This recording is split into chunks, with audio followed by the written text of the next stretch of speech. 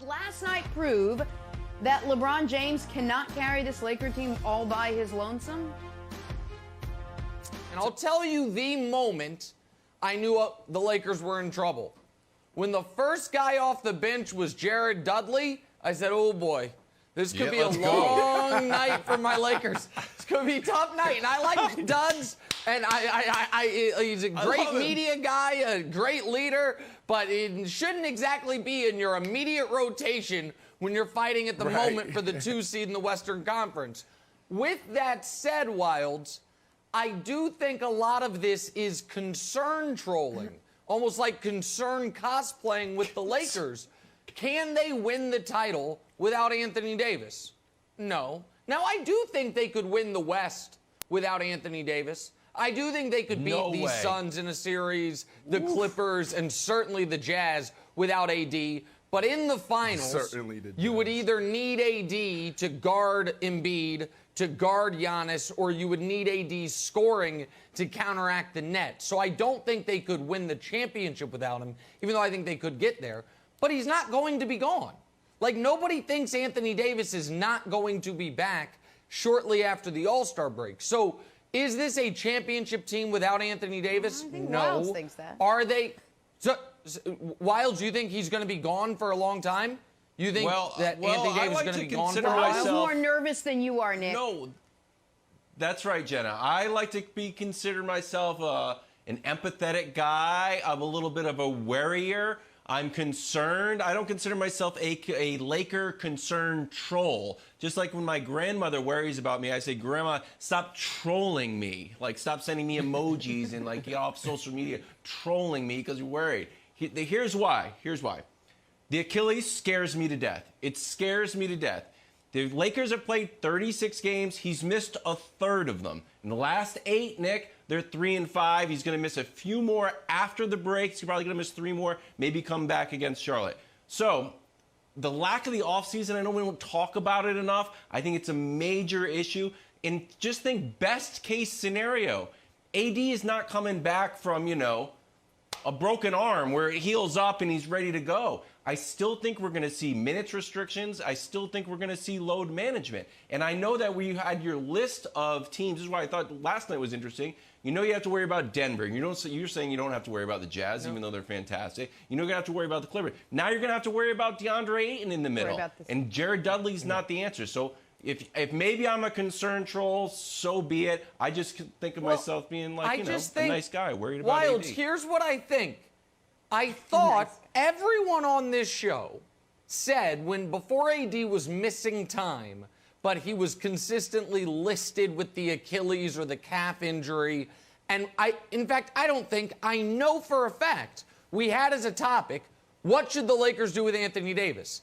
And every single person across the board said, be overly cautious. Rest him longer than you need to so he can be fully healthy. Now they're doing that, and you're like, oh, it worries me. Well, listen, the guy's got a sore Achilles. Will he come back and contribute, though? He wasn't playing well.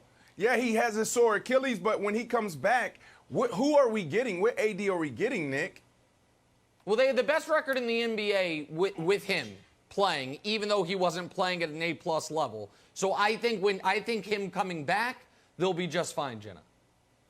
So there's another little wrinkle to this. While AD sits and rests and gets better, LeBron didn't travel with the Lakers to Sacramento for tonight's game against the Kings. LeBron getting some much-needed rest.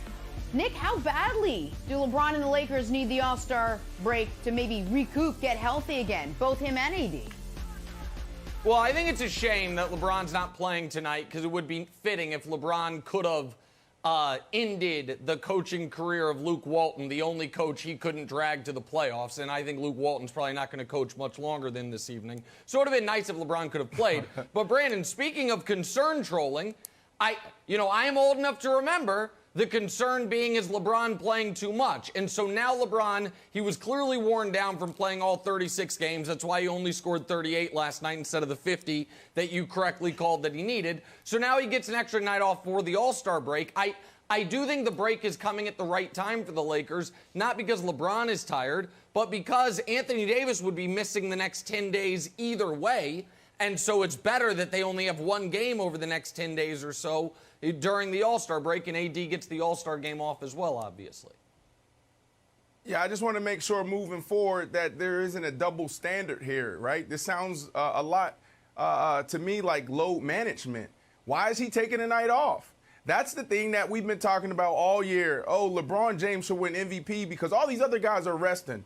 Sounds like he's starting that now. It sounds like he's finally embracing reality that he can't do it alone. So LeBron James taking his night off is telling us that he is tired, that he needs the rest, Wildes. So all this other stuff about, LeBron can play every single minute, he can play every single night, it's terrible thinking.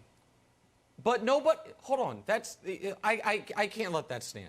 No one has argued he should play every single game. Nobody has argued that. And the idea, nobody has said you should play all 82. Yes, really. Show me the person. I'd like to find them. I'd like to know who they are because I haven't heard that or seen that. But there is a difference between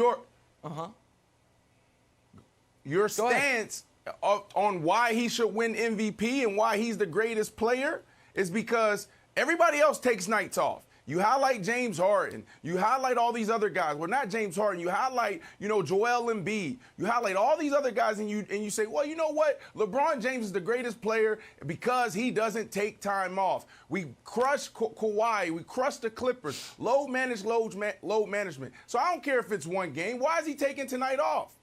Is he hurt? Is something going on that we don't know of? So two things. One is, the reason I say LeBron is the greatest player is because LeBron is the greatest player. It's because he's better at basketball than anyone who's living or has ever lived. That's actually why he's the greatest player.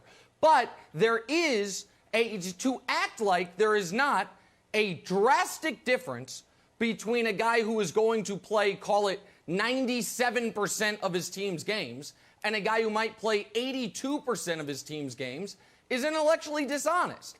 I have said, I can't speak for anyone else, all year and for multiple years that it is not smart for most guys to try to play 82 of 82. That playing 76 to 78 games makes sense. Kawhi got crushed last year and the year before because he was playing in the low 60s on an 82-game schedule. Well, Embiid, what hurts him this year is he's missed 20%. What makes you the sports scientist? Is it 76 games or is it 62? Like, yeah, Nick, right. I respect you, and I'm going to follow you when you give me statistics and you give me history on football and NBA. Yeah. But now we're talking about how many games a guy should take off. What gives you that credibility? Well, the fact that the history, you're asking me about the history of it. The history is load management, which was kind of created by the Spurs. Tim Duncan in year 18 was still playing 74 to 78 games. Nobody in league history prior to Kawhi 2 years ago in Toronto or 3 years ago had said, I'm going to sit out a quarter of my team's games. He then did it again with the Clippers last year, and it was clearly an issue. So that's the credibility. The credibility is what everyone in league history has done. Embiid's issue is not that he is taking nights off. Embiid's issue is he has to take the nights off because of the injury concern. And when you miss 20% of your team's games, of course that's going to impact your value to the team. But nobody went into this season saying LeBron James should play all 72, but I'm not shocked that LeBron James is once again in a position where if he does play all the games, he's chasing an MVP and being selfish. But if he takes a night off against Sacramento before the All-Star break, he's undercutting his own messaging to the team. I'm not surprised that damned if you do, damned if you don't. Thanks for watching. Subscribe here to get the latest from the show. Also, be sure to check out more of the best clips from First Things First, or go watch a few segments from our other shows on FS1.